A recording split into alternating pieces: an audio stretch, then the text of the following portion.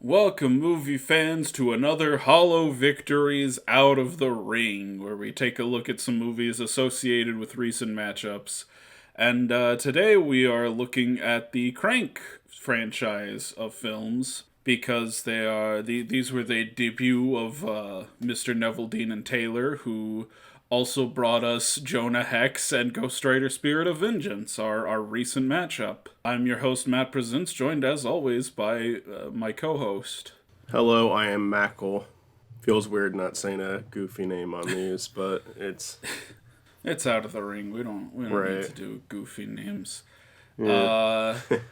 Uh, this is our first time talking about the Crank franchise. Mm-hmm. It was Michael's fault this time. Michael lost the audio. It Look, wasn't it, it me. it was a completely unavoidable mistake. It could happen to anybody. Anybody could go into their folders and just delete the file while being careless, without having it backed up anywhere and that without uploading it. Like weeks after we recorded it, anyone could have done that. I'm sorry. Yeah, no, I fucked it up. I didn't even delete the file. I deleted the data, and I hadn't exported the audio yet. Like I had it saved, but I deleted not the file, but the data for the file. So when I tried to open it, it was corrupt. But yeah, we can talk about Crank again now, and I'm ready to do that. Yeah, alright. Crank from 2006 is a remake of the film Speed, where the bus has been replaced with Jason Statham's body. Jason Statham is a hitman for the mob, who has been injected with this Chinese shit that, like, if his heart rate gets below a certain amount, he's gonna die. So he's got to keep his heart rate up. He's got to like keep his adrenaline pumping this entire time, just so he can like track down the guys who poisoned him, who tried to kill him, and get his revenge. Yeah, Michael, what'd you think of this movie?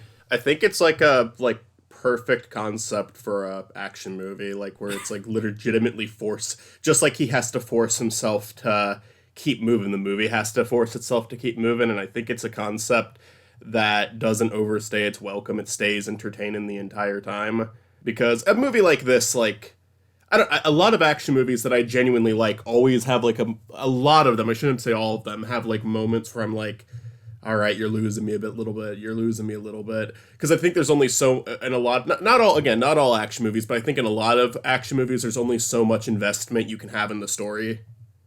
Because that's not really the priority of most action films. Like I love Hardcore Henry, but by the end of that movie, I was kind of ready for it to end. This one, I never really hit that point of like, yeah, wrap it up, wrap it up. Um, yeah, fun cast, fun like scenes. The editing and cinematography is very bizarre, but I think that they make it their own and it works. Like it was a risky way to do the movie because it could have just been seen as super obnoxious, but they knew what they were doing and they were able to make it work. I mean, I'm sure there are people that find both of these films obnoxious, But it could have been but like a vocal minority, or vocal majority. I'm sorry. I think you mean it is currently a vocal minority. I meant like it could have been a vocal majority if like they didn't play their cards right. That's what I was trying to say. Right. Yeah. No, I really enjoy this film. This is a really fun action movie.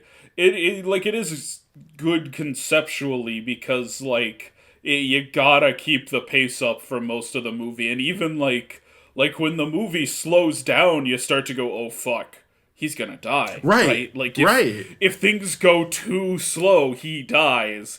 So the slow moments in the film have this like built in like suspense to them. Yeah. No, that's a fantastic point. It's like again, I think that's why it's such a perfect concept for an action movie because you're right. It's like those can be the most like intense moments of the movie is when it slows down.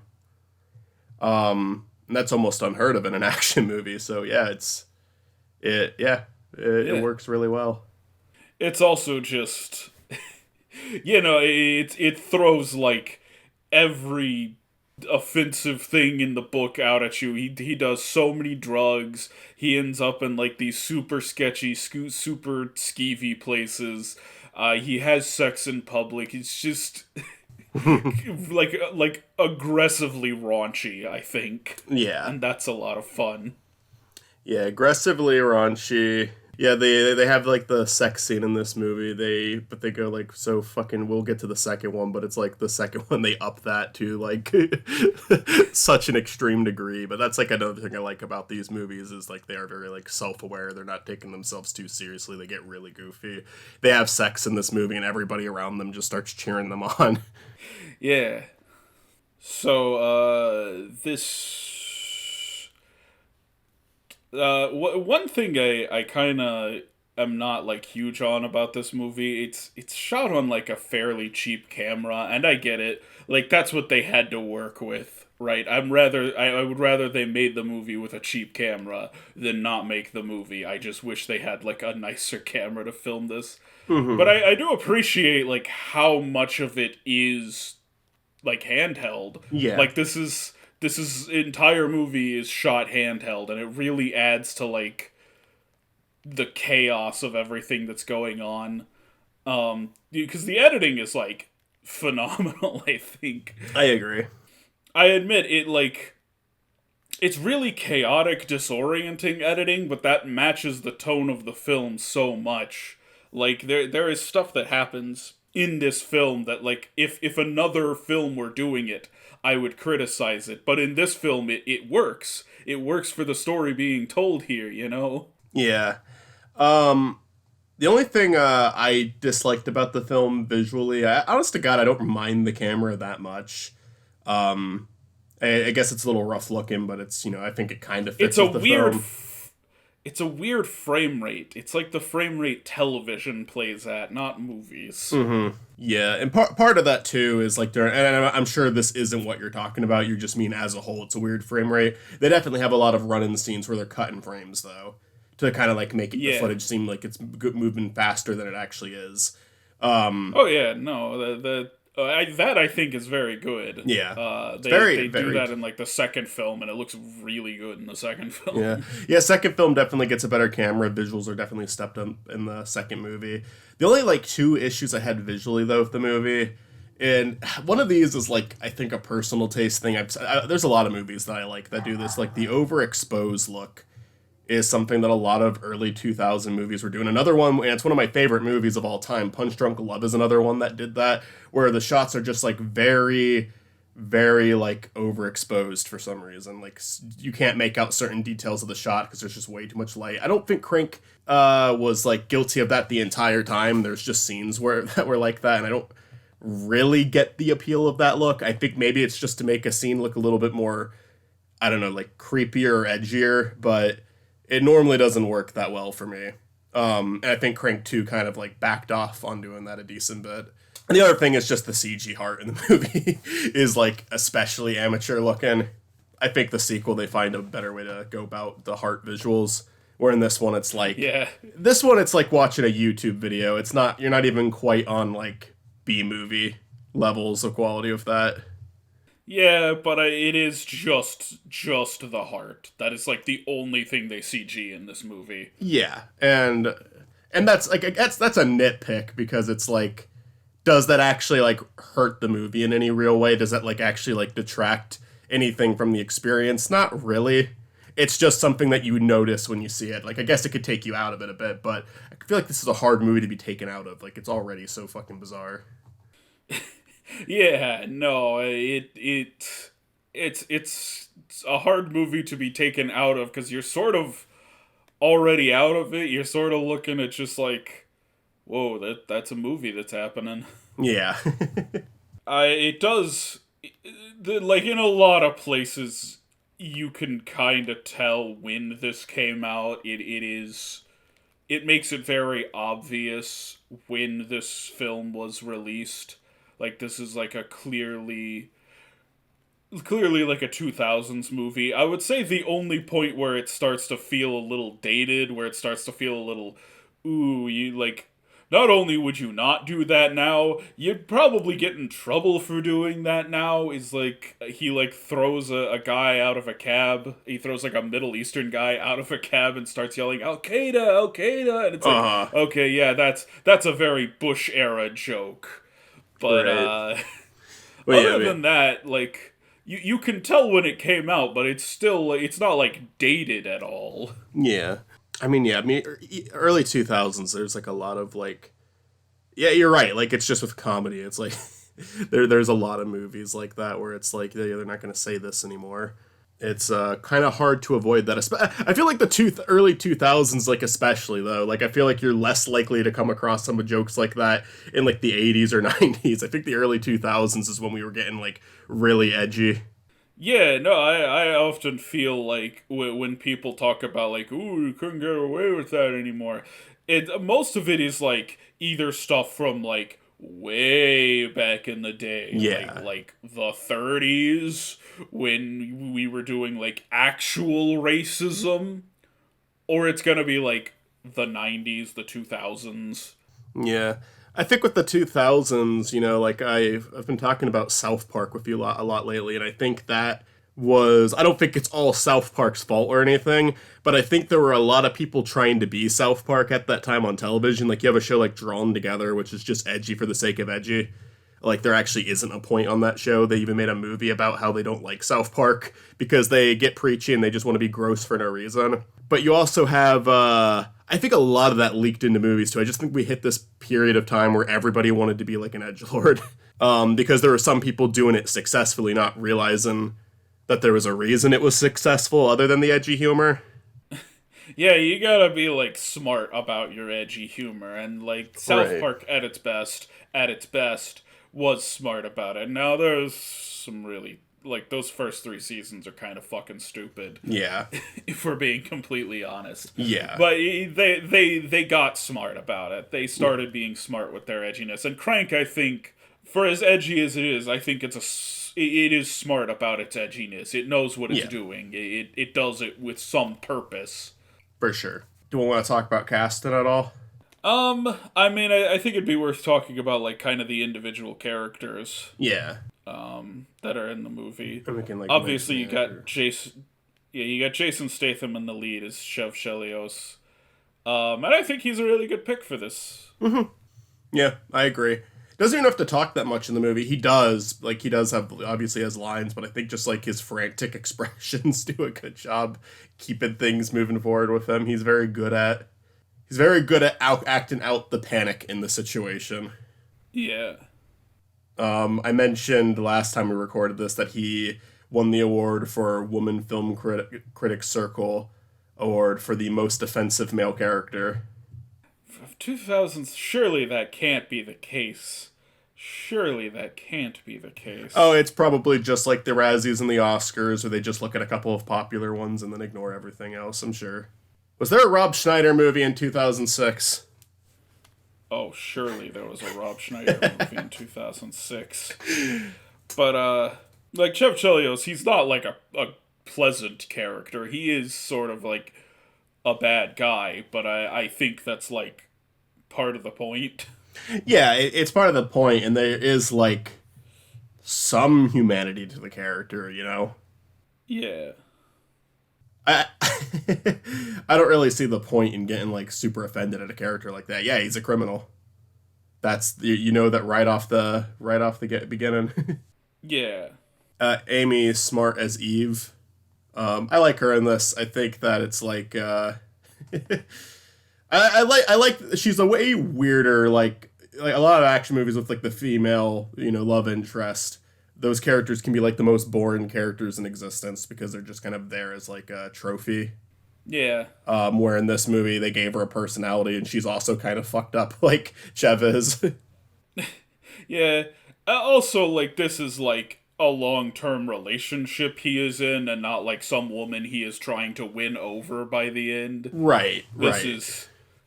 This is someone he's in a relationship with, and it's like, hey, how is the fact that he is dying affecting this relationship? Yeah. Not only how is the fact that he's dying, but how is like everything about him being revealed all at once? How has that affected it? Which is, she walks out and then fucks him in public. Like I said, just she's like a character whose craziness matches the other characters in the movie. Well, yeah. And that helps it a lot. Yeah, everyone's a little nuts in this.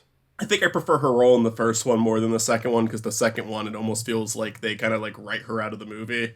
But then the scenes that do have her in them feel like they're kind of taken away from the movie. Like it's just added stuff. We'll get to that one, but I think that she fulfilled her purpose really well in this first one. you know? Yeah, you got Efren Ramirez as Kalo. Famous, of course, as Pedro in Napoleon Dynamite. Mm-hmm. And he gets some, like, pretty 2000s gay jokes about him. I don't think it ever crosses over into, like, full homophobia, but it does feel like they kind of just, like, added him being gay in because it's like one more weird, crazy, fucked up thing we can throw into the movie. I think the second movie did a lot better with its gay characters, if I'm being honest. I think he's a lot more memorable as the character that he plays in the second movie, because he's in the second one, but he's playing a different character.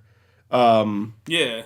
I honest to God, with gay jokes in early 2000 movies, I'll say this though, that was like, those jokes were appearing in like not so edgy stuff, like Malcolm in the Middle. Sure, there's a little bit of edge to that show, but like it's a lot more lighthearted than something like South Park. It's a show that most people like. It was a show that wasn't like really offending people. But even that show, like first 3 seasons, they have jokes where the entire joke is this person's gay. Get it? That was just like completely accepted in that time period. Yeah. Gay being a punchline. That's all it was. Yeah, it wasn't even seen as edgy, which is weird to think about. Maybe it was seen as a little edgy. I don't know. I don't think so though. I mean, like, I think bringing up gay people in the 2000s was like a little edgy, but like, that's the thing. I feel like a lot of people were just bringing it up like gay, and that's it. That is the extent of us bringing up gay people. Right. Like if you actually had any one position on being gay, that would sort of counteract it. That would sort of be like less edgy, but Right. just bringing up being gay was edgy. Yeah. I guess being back on topic though, I barely remember him in this first movie. In the second movie, he's a lot more memorable. That's the best I could say about him. Like he stands out a lot more in the second one. I think it's both because he's just a more unique character in the sequel, but also more screen time in the sequel. Because he's like barely in this one, isn't he? He's written out pretty quickly. He shows up in like 2 or 3 scenes, Yeah. but he definitely is more important to the second one. I'd say outside of like Chev and the bad guys, he probably is the character who shows up the most. Okay.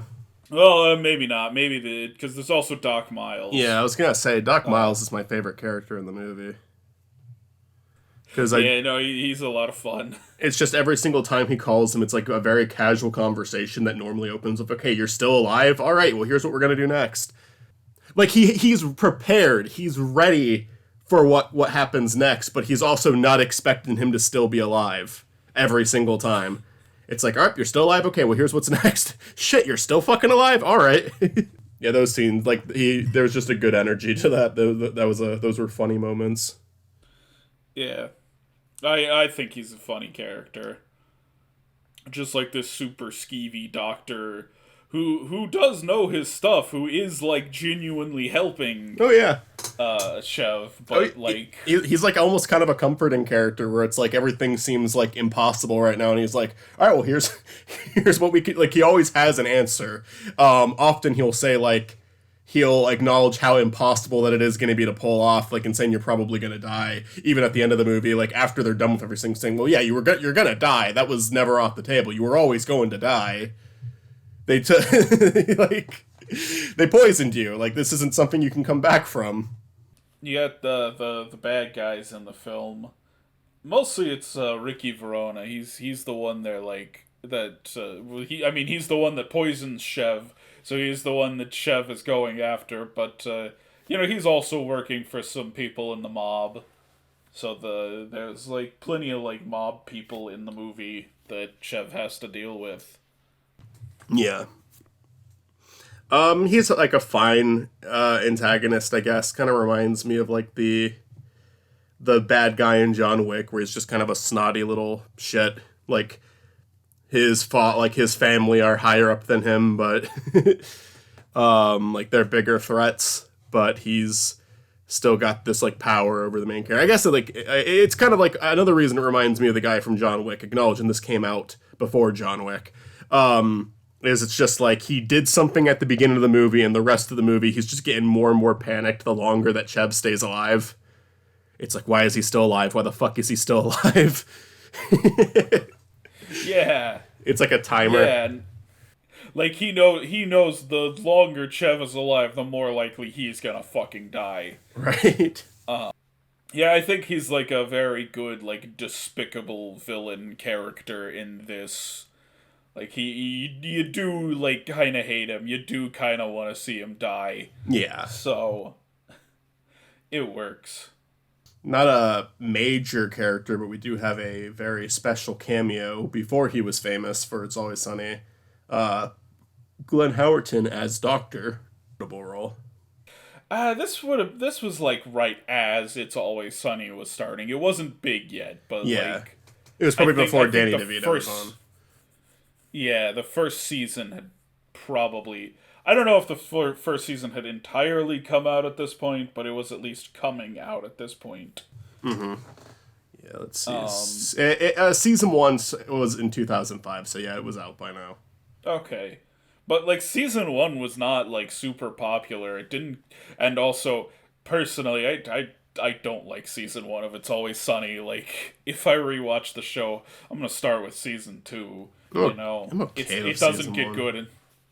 It doesn't get good till Danny DeVito's on. I think he was like the missing piece. Like, I think the first season's good, but it wasn't It's Always Sunny until Frank was there.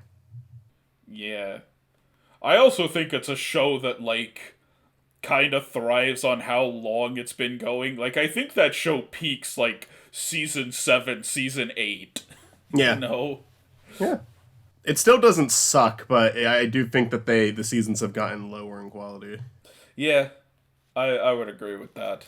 It's like a South Park scenario. I know keep bringing up South Park, but it's like not as good as it used to be, but still tolerable. We are past peak It's Always Sunny, but it's still, like, good It's Always Sunny. Yeah. I love I'll stop talking about it for this because then we have to get back on topic. But I love the last season because they took them to Ireland for the whole season. It's like actually it was more like half the season. Like the first half was normal episodes and the rest of it was one continuing episode. And I liked that. That was like a way that they switched it up. And I think that's all a comedy needs after a while. Is just change up the setting, change up the characters a bit. Yeah. Anything else we want to talk about? Reno Williams as Orlando, Carlos Santos. I have more to say about Reno Williams in the second movie. Okay. Honestly. Yeah, I mean he's not a big part of the first one. He has like one scene, and then the second movie he like doesn't really come in until the very end of the movie. But when he's in, he's like in a lot more of it. And I shouldn't say a lot more in it, like a lot more of it, but he's definitely on screen more. He definitely does more. Yeah, in this movie, like, pretty much all he gives Chev a little information, and mostly he just sells him cocaine. Yeah, he's basically like stop number 1 for Chev in this movie of him like moving all over the place. Yeah, but I mean, I suppose that's the case with a lot of the characters in this. Mm-hmm. Crank 2? Sure, let's talk about Crank 2, High Voltage. Okay, here's the sequel released 3 years later. The ending of Crank 1 has him falling out of a plane and dying. Not even, is it a plane or was it like a chopper? It was a helicopter. Okay. He dies at the end of the movie, that's how they end it. But then the sequel says, nah, he survived that somehow. He's taken by a bunch of Chinese mobsters, and they basically take his heart out and, like, because it's like an indestructible heart, they want that shit. And they replace it with a fake heart that is going to keep him alive for a few days, but it has to stay charged. So this movie finds a new approach. Instead of like having to constantly drink energy drinks and keep himself active. He has to keep shocking himself electrically, which I don't think carries the movie as well as the concept from the first one does, but it's good that they changed it up. It's good that they do some fun things of it, because it's not just like they find different ways for him to electrocute himself. Like he tases his nutsack, he grabs onto like a telephone pole wire, like he's doing a lot of stuff to keep his fake heart going as he tries to get his old heart back. And in the meantime, we're reintroduced to characters like Eve and introduced to some new ones like Venus, like who's played by Efren Ramirez from the first movie. And then we get some less enjoyable characters like Rhea. Yeah. And yeah, it's just another adventure. It's just another race to stopping the bad guy and getting and not dying, basically. It's just a race for his life, basically, just like the first one. But now there's a little bit more story stuff going on because they're trying to build off of the first one. A few more different story arcs going on, but it's more or less the same movie with like new fight scenes and new characters and whatnot. Yeah. I said to you, like, I think both of these movies do right what the other one kind of doesn't. Mm-hmm. Like, this one I think looks a lot better. This one has, like, a much better production value. They're shooting on good cameras, and they are... at least the CG's better, but, like, visually I just think this one is much more appealing Yeah. of the two. I think the first one stays focused a little better than this one. I do like the first movie more, but I like certain scenes in this movie more than... Like, the sex scene I like a lot more in this movie than in the first one. Like, there's things that this movie is definitely doing better. I think that the final action scene of the movie is a lot better than the one in the first movie. But I do think the simplicity of the first one works better. Bringing John Wick up again, I think a lot of these action movie sequels always feel the need to make the second one have more of a story, because otherwise, why are you making the sequel? It's just if you're just doing the first movie again. And I agree with that, but it's also just like, I don't know, sometimes learning more about the history of the bad guys or getting some more backstory on the character, that's not really something that interests me. Although I will say in Chev's case, them showing his background in this movie, they did find a funny way to present it, so I was okay with that. But all the stuff of like the villains of the movie, basically like the criminals they're going after, wasn't like super into it. You know, it wasn't like something that completely overstayed its welcome or anything. But I don't, I don't know. It's not the most interesting thing about your movie. I feel like the first one does a very good job of like staying focused on Chev and what Chev is doing.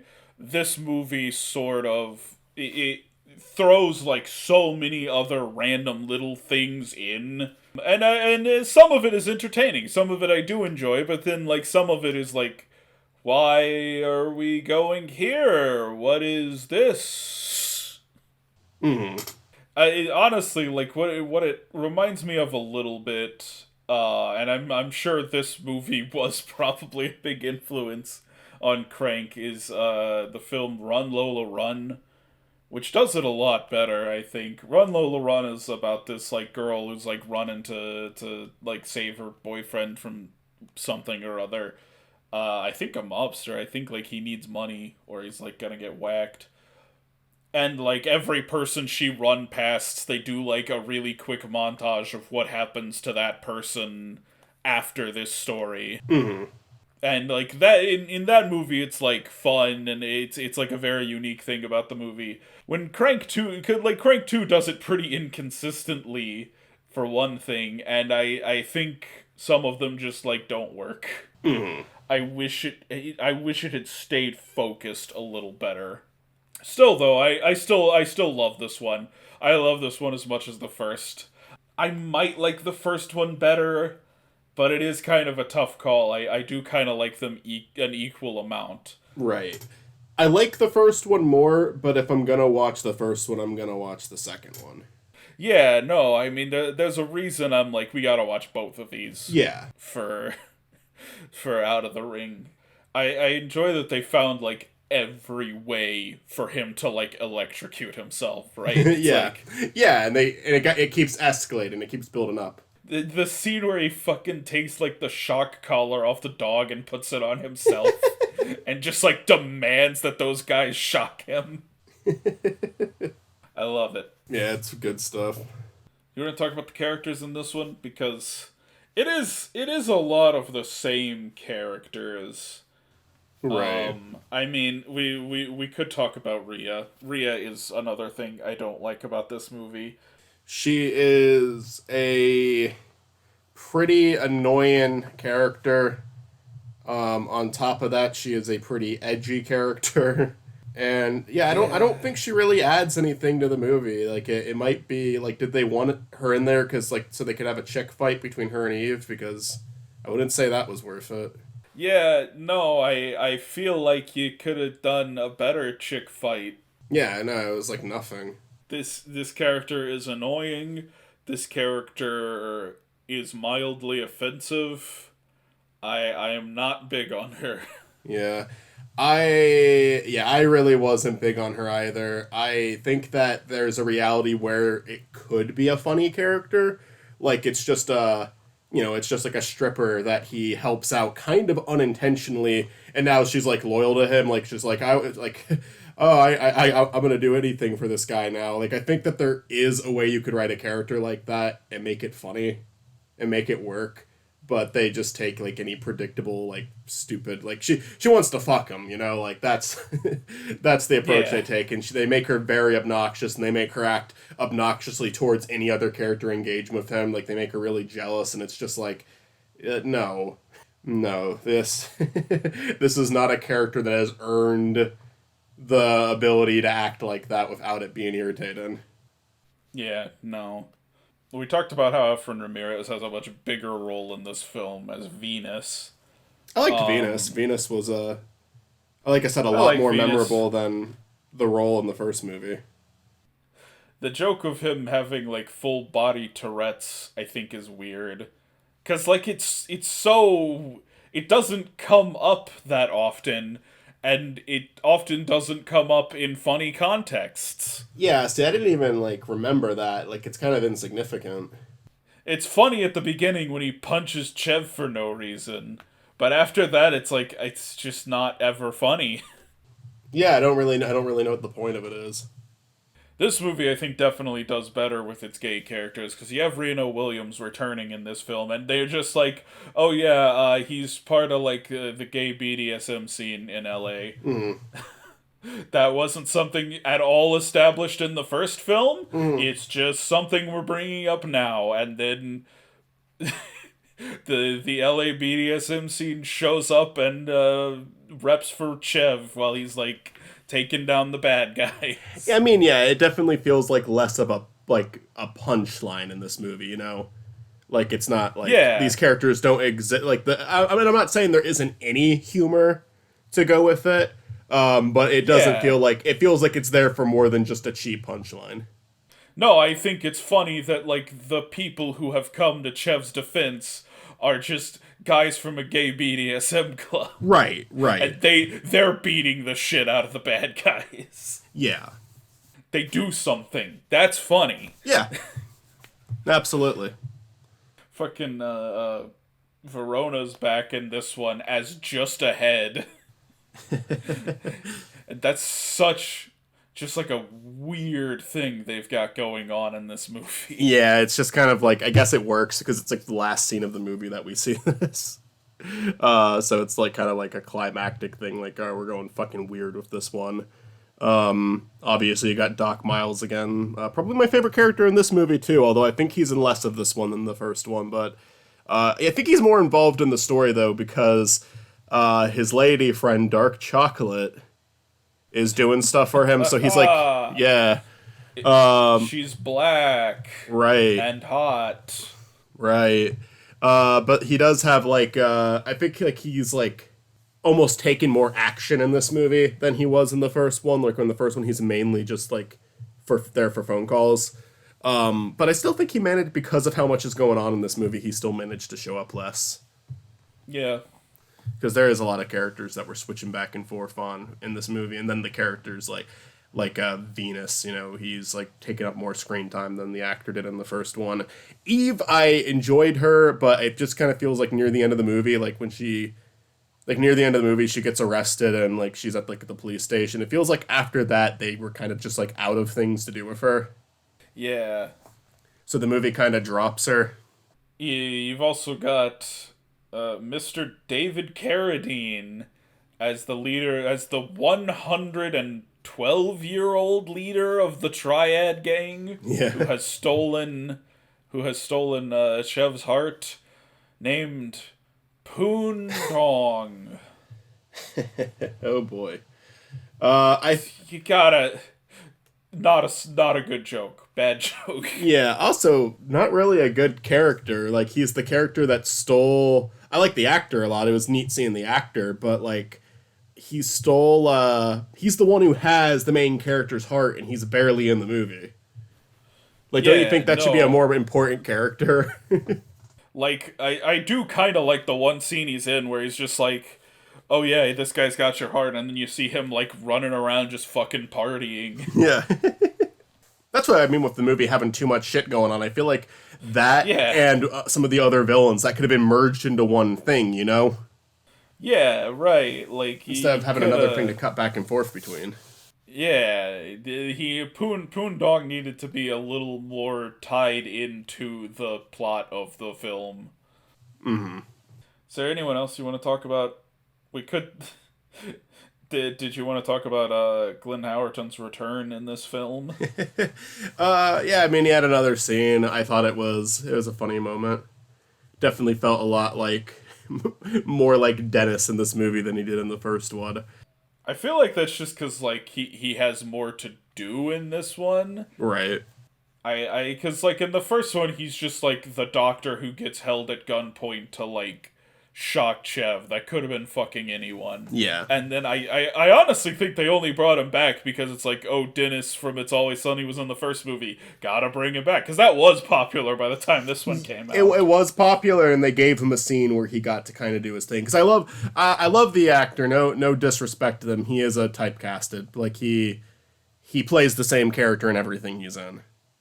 I saw his AP Bio show. I thought it was funny. I got a laugh out of it, but it's just Dennis as a teacher.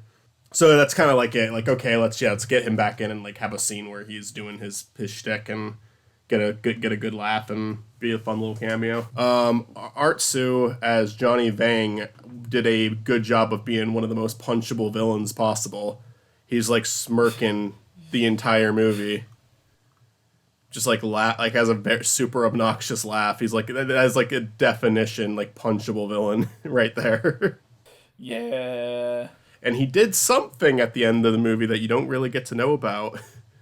Something in a box. Yeah, I honestly, weirdly, I feel like these films' moments of subtlety, maybe not that one, but like there are a few like more subtle moments in the film, and that almost works because like the film is so wild and extreme that it's like, what did they not show us even? Because Right. I love the scene where you just see Chev walk into this trap house and just bodies start flying out the windows. You don't see what's happening. Just people start flying out the window. Yeah.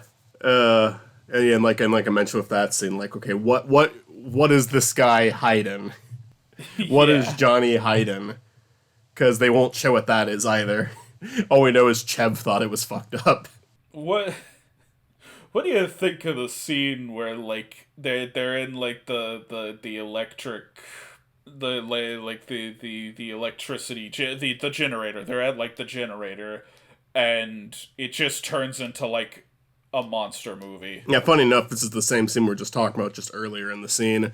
I mean, yeah, I like that Yes. they did creative stuff like that. I like that they did stuff to separate it from the first one. That was like a weird thing to do. Same thing with like them making the childhood scene take place. I think it was like on Jerry Springer or something.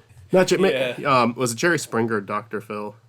Well, I think it was like a Jerry Springer parody. Okay. I don't think it was like a real show. They do like a lot of weird visual things like that, and I appreciate those. It kept subverting your expectations. Yeah. I think but there's part of me that enjoys the monster movie scene, and there's part of me that's like, but why though? Mm-hmm. Like, cause like the childhood flashback scene, that works because like Chev gets knocked out, Yeah. and then it almost just feels like, oh, this is something going on in his head while he's unconscious. So you're saying in this scene, like the scene where they're fighting at the electric plant, it's just kind of like doing it for the sake of weirdness. Like there's not really a setup to it. Yeah, I don't disagree with that. I think like if because in the first film he does like so many fucking drugs, and that leads to some really cool, really weird moments. I think if there were like some setup to it suddenly being a monster movie, like, oh, he did this drug and now he's like imagining it's a kaiju, that might have worked, but it just sort of comes out of nowhere, I think. But I mean, it's like a funny scene. It's a funny idea. Yeah. Yeah, like if even if there was like some character driven reason, like something that he said earlier in the movie, that could have kind of built to that, but I guess they do just kind of throw it in there for no reason. Anything else we want to talk about with Crank 2? Not really. I mean, Ends with him dying, like supposedly dying again, but in a way that they could like change it if they made Crank 3. yeah. I don't know if we're gonna get Crank 3 or not. I find it unlikely. It almost feels like too much time has passed. Also, I don't know if Neville Dean and Taylor are still like on good terms. Maybe, but I know they stopped doing stuff together at some point.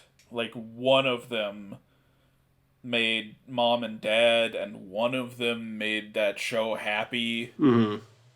I really didn't like Happy, but it's like it's pretty well made. But I hated the writing in it. Like I thought like I really didn't like the characters.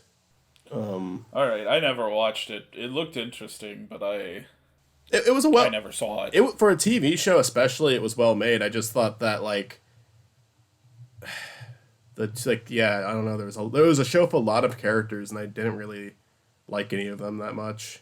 And I also thought it was like kind of like tonally weird because they had stuff in there that was super fucked up and edgy like it's supposed to be, but then they also had stuff in there that felt like it belonged more on like a Disney Channel show. I'm not talking about the horse, like the talking horse and that, because like yeah, that's obvious. It's like mixing up innocence with fucked up stuff. But they have like the side story of the main character's daughter trying to escape from this place, and she's trying to escape with a bunch of kids, and all of those scenes feel right out of like a Disney Channel movie. It's just like this doesn't fit. This does not fit at all. But I mean, it's worth checking out and forming your own opinion on because it's like I said, pretty well made for a TV show. Maybe you'll like the characters more than I did. All right. Got canceled after season 2. I did not watch season 2. All right. And of course, they also made a Ghost Rider Yeah. and a Spirit of Vengeance. Like Much better movie an than these. insane production. There's like an hour and a half long making of for that movie that I kind of want to watch because I've heard like you can watch the project fall apart in real time in the behind the scenes. Anyways, that's the Crank films. Which Hell one did yeah. you think was better, Michael? Which one's gonna win this Hollow Victories? I like Crank 1 better. All right, Crank 1 wins. Yeah. So we're gonna do one of these pretty soon, actually, on ET. That'll be next month. So look forward to that. That's like a drastically different. That's like what a tonal switch to go from Crank to ET. Right. We went from Donnie Darko to Crank to E.T. I mean, Donnie Darko to Crank, I like. Okay, they're very different movies. I get that, but like, they are both like pretty weird movies Uh-huh. from like roughly the same era. So it kind of makes sense that like both of them would come up. E.T. is like just we're going from like the horribly fucked up, fast-paced, super violent Crank to child-friendly Alien from the 80s. Look forward to that. Anything else to say before we're done here? Only thing, it's just I can link you the article if you want. There is an interview with Mark Neveldine from 2019, and he is like openly talking about Taylor in this interview, so maybe they're on good terms. Like they're talking about how the two of them met and how they both like worked really well together. So it sounds like they're All okay with each right. other. But they might, maybe it's just like, okay, I'm not gonna act like an asshole during the interview and start shit talking this person that people know me for working with. Uh, Yeah. but hey, here, I'll send you the link. Put it in the description if you want. I don't know. Okay. Yeah, I don't claim to be up to date on the inner workings of Neville Dean and Taylor. Yeah, But yeah, who knows? Maybe they will work together again someday. And maybe it'll be on Crank 3. they better make Ghost Rider Uh, 3. Until they make yes. Ghost Rider 3, I'm not gonna breathe. Alright, rip in peace, Michael.